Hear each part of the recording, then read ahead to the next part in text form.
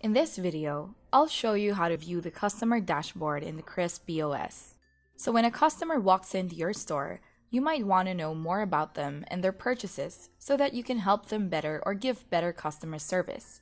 To do this, search for the customer in the search bar and click the open pop-up icon. You can also click the customer name from the cart to open the customer details. A pop-up will appear showing their information such as address, contacts, friends and family, loyalty, preferences, and credit. Their customer information can also be edited here. You can also view their transactions by clicking the transaction button. Another pop-up will appear displaying various information. You will find an area with 4 tabs and a filter section to change the information displayed below.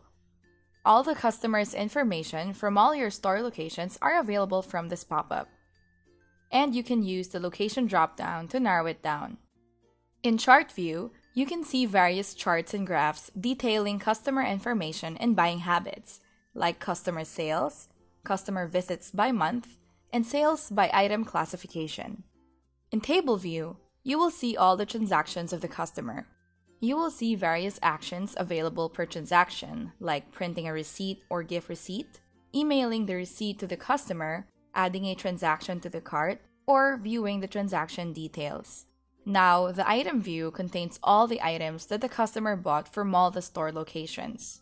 It also indicates the price and the current on-hand count of the item.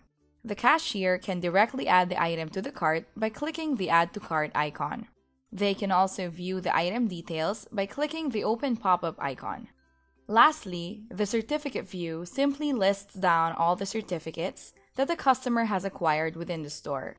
And that's it for this video. Feel free to visit our website in the description for more information.